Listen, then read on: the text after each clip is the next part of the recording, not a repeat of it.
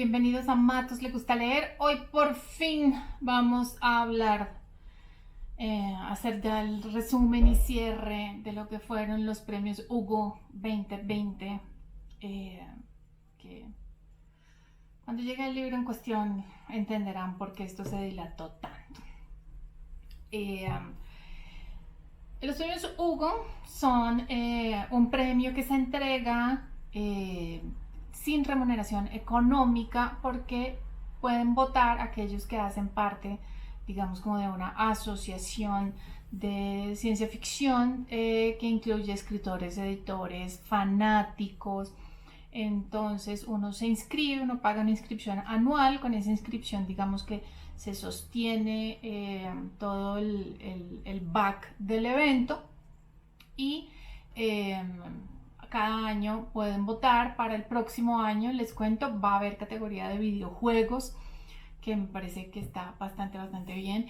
Y entonces estos premios tienen, digamos, un amor en la comunidad de la ciencia ficción, porque pues no los organiza ninguna editorial en específico, sino que lo votan, lo escogen fanáticos de la ciencia ficción y gente que se dedica a la ciencia ficción.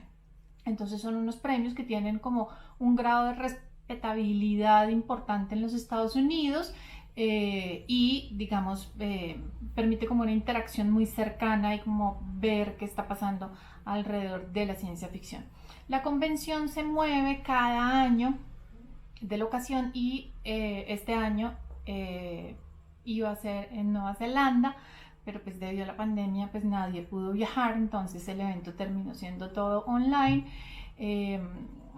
muy para detrimento del evento este año, que estuvo muy aburrido y al que no se vio a Aotearoa, Nueva Zelanda, por ningún lado.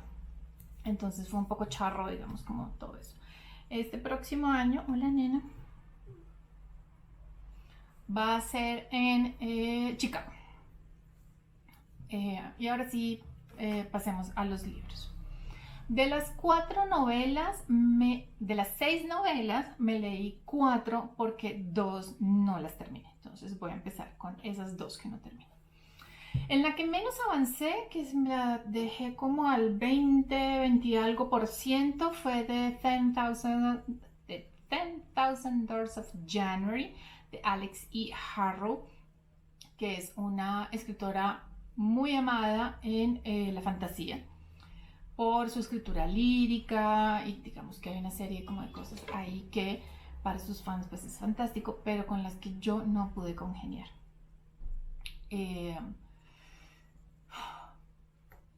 No pude con la protagonista y no me interesó el mundo, entonces pues nada que hacer, no pude avanzar más. Entonces, después de abandonar esa, me había hecho como la gran promesa a mí misma de no abandonar otra, pues porque toda la gracia era como leer las novelas, pero tampoco pude. Y esta fue la novela que más problemas me ha causado. Entonces la empecé en agosto y no lograba avanzar mucho, la verdad. Y luego pues en septiembre paré porque era el septiembre de ópera espacial, y en octubre la retomé y avancé algo más y la dejé de lado, y luego en noviembre dije, bueno, es aquí o aquí, y entonces entré en un mood en el que no cogía ningún libro porque sabía que si lo cogía no lo terminaba, pero tampoco lo cogía para terminarlo. Y en algún momento fue como, yo leo para ser feliz, no para estar viviendo esta pesadilla. Entonces al 47% la abandoné, y es Middle Game de Shanna Maguire. Primero que voy a decir es que la señora escribe muy bien y que voy a leer otras cosas de ella. Eso lo tengo clarísimo. La señora de verdad escribe muy bien, con una claridad, con una fluidez que le permite un avanzar en el texto. Pero con lo que no pude fue con el mundo. Entonces este es un mundo en el que existe la alquimia, y hay una organización que regula todo el tema alquímico, Y esto empieza con que, como la mayor alquimista de todos los tiempos, se suicida y da origen a su creación máxima, que es como un constructo que es a su vez un alquimista, que decide que para honrar la memoria de su maestra, pues va a coger conceptos y los va a materializar en forma de niños para que luego esos conceptos puedan ascender, como a volverse dioses y él pegarse de esa ascensión y convertirse en un dios. Entonces este señor crea varias parejas de mellizos y la que seguimos es a Roger y Dodger.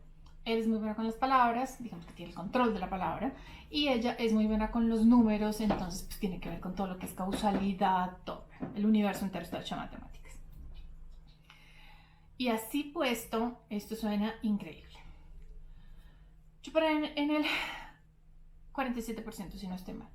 Y para el 47% los protagonistas estaban entrando a la universidad. Entonces esto era ellos a los 2, ellos a los 3, ellos a los 5, ellos a los 8, ellos a los 11, ellos en la preadolescencia, ellos ya como grandecitos, ellos ya entrando a la universidad y ahí ya no podía más. ¿Sí? Esto con interludios del constructo slash villano de caricatura, o sea, así, mesándose los bigotes y diciendo, soy malo, muy malo. En este interludio, ¿a quién voy a matar para que todos sepan que soy malo, muy malo? Vino gente a mi casa, los voy a matar. Así, así tal cual. Entonces, entre las infancias atropelladas de estos niñitos y el villano maquiavélico de caricatura, pues yo ya no pude más. Entonces lo abandono. Cuando empiezo a tener ese tipo de problemas con los libros, recurro mucho como a comentarios de otros booktubers que gustan de la ciencia ficción y empecé a darme cuenta que este libro gustaba mucho entre la gente de la fantasía, pero no entre la gente de ciencia ficción. Y creo entender por qué. Ahora, de nuevo, la señora escribe muy bien y voy a leer algo de ella en el futuro. Claramente todavía no sé qué, pero digamos que me quedó la pequeña, la señora gustando. Perla, a ver. Perla ha decidido que abrir un hueco en la parte de abajo del sofá y habitar dentro del sofá es un gran lugar para poner su seguridad ontológica. En fin. Entonces, esas fueron las dos que abandoné. Ahora sí les voy a hablar de las 4 que sí me leí. La primera que sí leí y terminé, aunque me costó esfuerzo terminarlo, debo reconocerlo. Tercera, The City in the Middle of the Night de Charlie Jane Anders. Yo disfruté muchísimo su primera novela y empecé esta súper emocionada y el mundo y los personajes son increíbles, pero todo está atravesado por una relación tóxica entre las dos protagonistas que fue too much, o sea, too much. Es como la toxicidad de la relación termina acabando para mí, empañando el disfrute de lo que estaba ocurriendo con el plot y con el mundo. Fue muy difícil terminarla. Digamos que lo terminé porque, de nuevo, el mundo y el plot eran muy interesantes, a pesar de que los personajes cada vez me fueran más desagradables, por decirlo así. Entonces, esto es un mundo. De estas 3 últimas tengo reseñas independientes y se las voy a dejar abajo. Voy a decirles más bien, voy a hacerles un breve resumen de qué va y por qué creo que no ganó versus la que sí ganó. Entonces, esto es un planeta de órbita fija, es decir, hay un lado calcinado todo el tiempo y hay otro congelado todo el tiempo y los humanos se asientan en esa pequeña franja, pero la química del planeta, en fin. Así que la población humana empieza a menguar y la presencia de la población humana empieza a afectar a la raza inteligente que habita en el planeta. Entonces hay una cosa entre cuál es el efecto que causamos los humanos, cuál es el efecto de el clima en los humanos. O sea, hay unas consideraciones de verdad muy interesantes, pero que se pierden en el agotamiento que generan los personajes, las protagonistas. Entonces yo creo que por esto no ganó, ¿sí? Porque a pesar de ser una novela muy interesante, muy bien escrita, con un mundo increíblemente complejo, con un plot de verdad y unos cuestionamientos éticos muy interesantes, pues es que era imposible no detestarlas. Entonces es muy agotador cuando las dos protagonistas no son personajes agradables y uno no quiere saber o no le importa qué pasa con la historia de los dos personajes. Entonces creo que por eso no. Las tres siguientes, por el cambio, fueron realmente cosas que disfruté de manera increíble. Voy a empezar con La Brigada de Luz de Cameron Harley, que es una novela de ciencia ficción militar en la que los soldados, un poco a los Star Trek, se desmaterializan y aparecen y los materializan en la zona de combate. Y esta es una guerra entre las 6 grandes corporaciones que gobiernan la Tierra versus los marcianos, los colonos, porque los acusan del crimen cometido en Sao Paulo, que es que desapareció un porcentaje gigante de la ciudad con toda la gente a bordo. Y Dietz, quien protagoniza esta novela, perdió todo cuando desapareció Sao Paulo, entonces se enlista y lo seguimos cuando se convierte en uno de los soldados de la Brigada de Luz, es decir, gente que salta pero que no vuelve siendo la misma. Y lo que empieza a pasar es que Dietz empieza a saltar sobre su línea de tiempo y no en orden. Entonces, primero tiene que entender qué está pasando y luego empezar a ver esto qué implica. Increíble. Excelente ritmo. Personajes fantásticos. Un mundo sólido. Súper entretenida. Es una novela muy recomendada. Está traducida al español. Se la recomiendo muchísimo. Fue la primera novela de todas estas que se tradujo al español y de verdad hace unas reflexiones muy interesantes frente a las corporaciones, frente al papel del ciudadano, con la relación del ciudadano con su cuerpo. Y hay una cosa que yo no leía ciencia ficción militar porque pensaba que este tipo de reflexiones no se daban en el género, pero esta novela me probó completamente errónea en mis asunciones, lo que yo asumo o asumía del género mejor, y me abrió un panorama nuevo. Así que escritora nueva, género digamos nuevo en mi vida. ¿Y por qué creo que no ganó? Porque tal vez es muy política y no sé si a los votantes no les pareció tan chévere el que fuera. No, pero no puede ser eso, porque la que ganó es aún más política.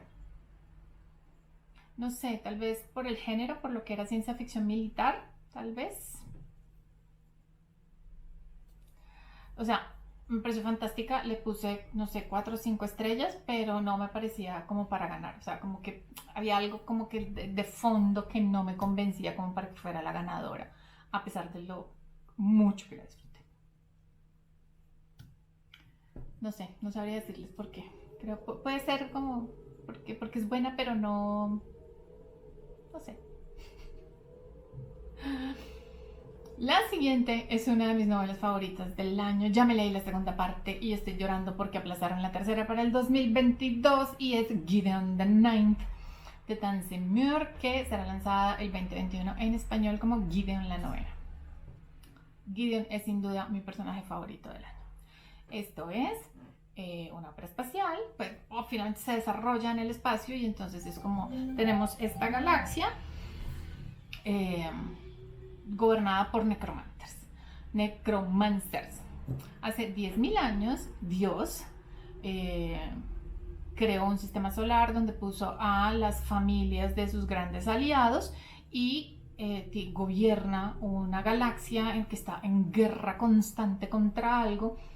Y las casas son todas llamadas, tienen que enviar al heredero o heredera y a su cavalier, a su guardaespaldas campeón, porque además tiene unas cosas ahí ritualísticas atávicas chistosísimas, para ver cuál de ellos asciende y se convierte en un lictor del emperador, y este llamado no se ha hecho en 10.000 años.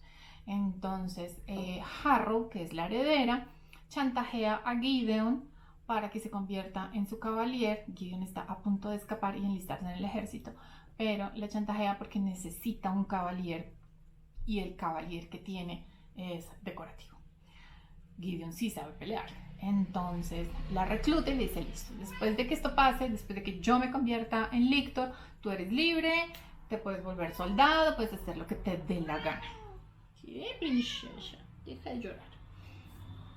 Y entonces arranca esta aventura de las dos, que entonces empieza como con esta parte de entender un poco el mundo, luego se vuelve un poco, ¿sí? Empiezan a morir los demás herederos y sus caballeros asesinados en esta casa de mente donde tienen ellos que encontrar cómo convertirse en lictors y que nadie se los diga, y luego esto termina en una batalla monumental. Yo estoy enamorada de la prosa de Tamsyn Muir, enamorada de Gideon, me parece el personaje más increíble de este año. Ya está aquí y pronto estará Harrow the Night, que ya me la leí también este año. Ay, Dios mío, ¿será que les alcanzo a mostrar esto? Hay una gata metiéndose en la caja del árbol. Dios mío. Volvemos. También tengo una reseña de Gideon, que se les voy a dejar todas en la caja. ¿Por qué no ganó? Porque es over the top. Es too much en todos los sentidos. Es como, es demasiado. Gideon es demasiado, ¿sí? Por eso es que yo la amo, pero también puedo entender por qué mucha gente le puede parecer too much. Y el momento en el que todo el mundo está muriendo y en el momento en que todo esto estalla es a bit too much, es a beautiful mess, ¿sí? Amo, fan por siempre jamás, Tamsyn Muir a la lista de autocompra porque es en verdad una cosa impresionante. Y si hubo gente a la que le pareció too much Gideon the Ninth, es porque no han leído Harrow the Ninth, de la cual también tengo una reseña sin spoilers, también se los voy a dejar abajo, porque de verdad es una novela que rompe con todos los estereotipos. Estoy muy expectante de qué va a pasar con la tercera. Y eso nos deja con la ganadora. Señora, ¿podría no tumbar la cámara en el proceso? Gracias. La sexta y ganadora es... Hola. Sí. Ya. A Memory Called Empire de Arkady Martín. Esta también es una novela debut, como lo era Gideon the Ninth. Y esta señora tiene un doctorado en historia. Entonces, esto es un imperio galáctico creado por los mayas. ¿Sí? Entonces, estos son pirámides, gente con el cráneo deformado, chiquitos, trigueños, escriben en jeroglíficos. Y nuestra protagonista es una embajadora de una pequeña estación espacial, cerca como a unas puertas de salto, muy en el perímetro de este imperio. Y es convocada, o el imperio solicita un nuevo embajador sin decir qué ha pasado con el anterior, y cuando nuestra protagonista llega, resulta que el embajador anterior ha sido asesinado y al parecer su vida también corre peligro. Entonces esto se convierte en, por un lado, ella enfrentándose al gran imperio, ¿sí? Es el sueño de la vida, es trabajar allá, o sea, estaba siendo educada para eso. El imperio y su estación tienen una relación muy importante con la memoria, pero de fuentes muy diferentes. Entonces, como históricamente es un hecho, digamos, los mayas y los aztecas tenían una relación muy importante con la poesía, con el preservar la memoria a través de la poesía. Y en la estación, es una estación muy pequeña, no pueden, digamos, contar con gente suficiente ni con tiempos de entrenamiento suficiente para sobrevivir en el espacio. Entonces ellos tienen unos dispositivos en los que se almacenan las memorias, y cuando esta persona muere o ya necesita jubilarse y se necesita alguien nuevo que tiene, digamos, que va a continuar con el oficio, pues se le implantan las memorias de esa otra persona para que la estación pierda lo menos posible con el cambio generacional. Esto obviamente es impensable en el gran imperio. Entonces está esta cosa entre proteger a su gente, pero empezar a encajar en este imperio que ha sido el sueño de su vida. A medida que vamos viendo que el imperio está empezando a deteriorarse y que empieza como a aparecer una amenaza en el horizonte. Recién me la leí, dije esto, ¿no? Y si fuera a escoger entre Gideon the Ninth, que es la primera que me leí de Tansin Muir, y esta sería mi ganadora. Y efectivamente fue la ganadora. ¿Sí? Es una novela muy inteligente, muy política. Claro, estos son embajadores en una corte, o sea, aquí no hay naves espaciales persiguiendo a nadie. Pero uno tiene un mundo que nunca se había visto en la ciencia ficción. O sea, pensar como que los mayas y los aztecas fueron los que se tomaron la galaxia y entonces el mundo responde a su estética y a su lenguaje y a su manera tan particular de ver el mundo. Pues es una cosa increíblemente novedosa. La autora tiene, no sé si es el doctorado o la maestría, en ciudades. Entonces, cómo ella construye este espacio en el que se va, a medida que se va expandiendo la ciudad, se va transformando y las dinámicas de vida y de los ciudadanos también empiezan a transformarse. Es una cosa muy bonita. Cómo se crean las relaciones interpersonales entre las personas que están haciendo de conexión entre el imperio y la embajadora y es los resultados de esas relaciones emocionales. Es de verdad un libro muy interesante, 5 estrellas sin duda. Este año se iba a lanzar la segunda novela, pero por el COVID la fueron aplazando y aplazando y aplazando y finalmente quedó para el primer trimestre del 2021, creo. Entonces la tengo ya en preorden porque es como, tengo que seguir con este mundo, tengo que seguir con esta historia y de verdad es una cosa muy inteligente, muy bien escrita y con unos personajes memorables. Espero sus comentarios, espero saber si se las leyeron, sobre todo si tienen comentarios frente a Middle Game y el de Alex y Harrow, porque el problema es mío, claramente el mío es mi problema como lector, que no empatizo con ese tipo de temas, pero que puedo entender perfectamente que otros le hayan puesto 5 estrellas y haya sido su mejor libro del año. Entonces espero sus comentarios. Quiero contarles que tal vez, no, es un plan, pero se va a demorar. Cuando empecé a notar que Nueva Zelanda no hacía parte de los Hugos, o sea, digamos como que nominalmente eran allá, pero como que no había nada de la cultura, nada que uno dijera como, uy, sí, esto se siente como Nueva Zelanda. Empecé a buscar libros de ficción, especialmente como ciencia ficción fantasía, escritos en Nueva Zelanda, y el otro año espero tenerles como un video sobre qué se está haciendo, porque además voy a dictar una charla en Ciencia Ficcionarios en septiembre del otro año sobre ciencia ficción del sudeste asiático. Entonces voy a incluir esos libros, digamos, como en la preparación para esa charla. Y ya, eso es todo. Qué gusto tenerlos aquí. Ojalá leamos todos mucho.